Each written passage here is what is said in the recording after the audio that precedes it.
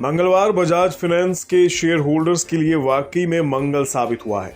Bajaj finance के share 8% तक उछलकर 52 हफ्ते के हाई 7,916 रुपए 70 पैसे पर पहुंच गए और जिनके पास भी कंपनी के शेयर हैं उनकी चांदी हो गई। एक ही दिन में 8% रिटर्न मिल जाए तो फिर क्या ही चाहिए। लेकिन ऐसा नहीं है कि बजाज फाइनेंस के शेयर आज ही चढ़े हैं। बीते कुछ वक्त से इसमें तेजी का सिलसिला जारी है, लेकिन मंगलवार को इसकी तेजी की वजह क्या रही और अब ब्रोकरेज फर्म्स का इस शेयर पर क्या कहना है, इस रिपोर्ट में ये पूरी कहानी हम आपको बताएंगे। मंगलवार को सेंसेक्स और निफ्टी को नई ऊंचाई तक पहुंचाने में बजाज फाइनेंस की तेजी का सबसे बड़ा रोल रहा। खैर, बजाज फाइनेंस के शेयरों की इस रफ्तार के पीछे वजह कंपनी के तगड़े आंकड़े रहे हैं।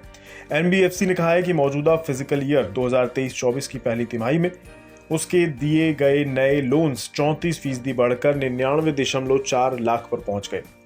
यह आंकड़ा एक साल पहले की इसी तिमाही में 74.2 लाख था। 30 जून 2023 को खत्म तिमाही में बजाज फाइनेंस के असेट्स अंडर मैनेजमेंट यानी AUM 32% की रफ्तार से बढ़कर 2,70,050 करोड़ रुपए पर पहुंच गए हैं। AUM के मामले में यह बजाज फाइनेंस की अब तक की सबसे बड़ी तिमाही ग्रोथ है। जून 2023 के अंत में बजाज फाइनेंस की कस्टमर फ्रेंचाइजी 7.298 करोड़ रही, जो कि 30 जून 2022 को 6.030 करोड़ थी। इस तरह से फाइनेंशियल ईयर 2024 की पहली तिमाही में कंपनी ने 38.4 लाख कस्टमर फ्रेंचाइजी नए हासिल किए हैं, जो कि अब तक की सबसे बड़ी तिमाही ग्रोथ है। क्वार्टर 1 में बजाज फाइनेंस की डिपॉजिट बुक में 46% सालाना ग्रोथ हुई है और ये बढ़कर 49,900 करोड़ रुपए पर पहुंच गई है।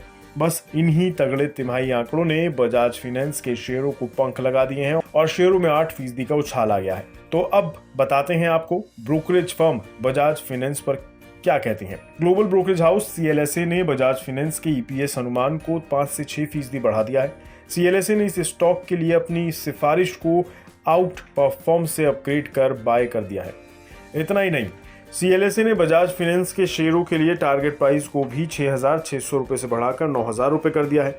CLSA ने अपनी रिपोर्ट में लिखा है, हालांकि ये शेयर गुजरे 3 महीने में 25 से 30% चढ़ा है, लेकिन ऐसा ज्यादातर NBFCs के साथ हुआ है। शेयरों में तेजी के बावजूद ये अभी भी 25 गुना के PE और 5.4 गुना PB पर ट्रेड कर रहा है। इस शेयर का कोविड के पहले PE मल्टीपल 28 से 32 गुना पर था और 2021 के आखिर में ये 35 से 37 गुना पर था। मजबूत डिलीवरी के बूते हमारा मानना है कि ये शेयर एक साल बाद 30 गुने के PE पर ट्रेड कर सकता है। CLSA ही नहीं, एक और ग्लोबल ब्रोकरेज हाउस जेफरीज ने भी कहा है कि नए लोन सेगमेंट में एंट्री और नए क्लाइंट बेस से बजाज फाइनेंस को ग्रोथ हासिल करने में मदद मिलेगी।